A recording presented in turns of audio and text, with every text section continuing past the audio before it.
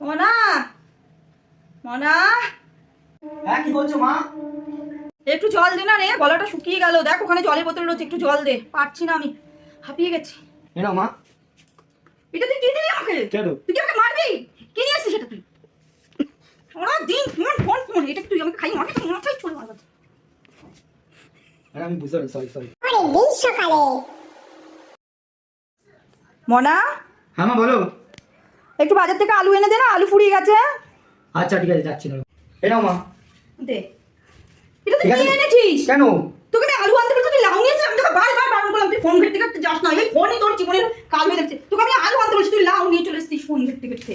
আজকে তো খাওয়া বন্ধ, আমি রান্না করবো না। আসুক তোর বাবা, আমি আজকে রান্না বান্না কিচ্ছু করবো না। লাউ আমি পেঁয়াজ দিয়ে কাটছি, আমি আলু পেঁয়াজের তরকারি করবো। আরে না, সেটা তুমি তো বলে লাউ আনতে না কি আনতে? লাউ আনতে, আমি তোকে আলু আনতে বলেছি।